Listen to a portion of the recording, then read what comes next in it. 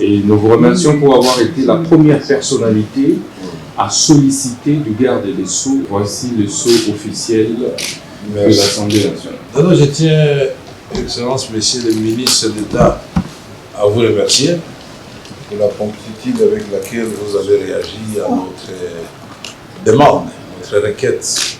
Merci, on va en faire bon usage. Merci. On va bien les garder. Merci. Nous sommes venus déposer les sceaux officiels à l'honorable président de l'Assemblée nationale. Comme vous le savez, le chef de l'État nous a nommés ministre d'État, ministre de la Justice et garde des Sceaux. Donc, il revient au ministre de la Justice et garde des Sceaux de pouvoir mettre à la disposition de tous les services de l'État les sceaux qu'ils doivent utiliser. C'est pour éviter des contrefaçons, des falsifications des dossiers officiels. Et donc, après notre prise de fonction, nous nous sommes attelés à pouvoir créer une nouvelle maquette, un nouveau spécimen, non seulement du sceau de l'État, qui est destiné au chef de l'État, mais aussi le sceau de la République, sceau officiel, utilisé par tous les services publics de l'État.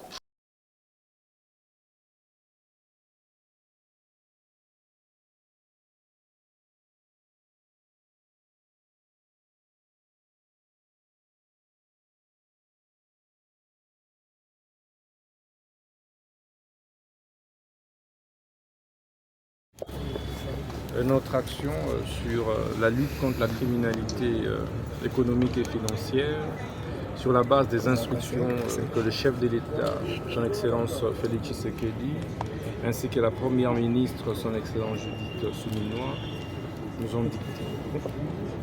C'est de pouvoir redresser les secteurs de la justice. Et comme vous le savez, il y avait des bruits qui couraient sur le détournement des fonds par le bureau sortant du Sénat. Il était donc question pour nous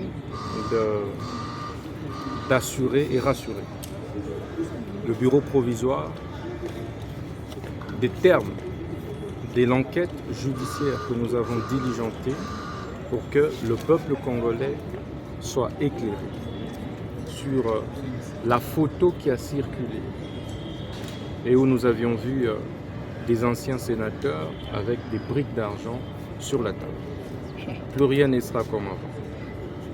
Et c'est à l'issue des enquêtes qui sont jusque-là inquisitoriales que nous fixerons l'opinion sur les mesures urgentes et coercitives si les chefs qui seront prises. Entre-temps, l'enquête interne a pris son chemin avec la mise en place d'une commission parlementaire sur cette question-là. Comment comptez-vous concilier les deux démarches? Ce n'est pas contradictoire du tout. Respectons évidemment l'indépendance du pouvoir législatif. Nous respectons également le principe des immunités et privilèges des juridictions qui sont repris à l'article 107 de notre Constitution. Mais cela ne nous empêche que nous puissions diligenter des enquêtes. Dans l'hypothèse où les indices sérieux s'avéraient sur la culpabilité de certains membres du bureau, pensez-vous qu'ils seront traduits devant la justice? D'abord, il est hors de question de pouvoir ici insinuer sur une quelconque culpabilité d'un quelconque membre du bureau. Ici, nous enquêtons sur les images que nous avons vues véhiculer sur les réseaux sociaux qui concernent les anciens membres du bureau du Sénat. Merci. Merci. Voilà.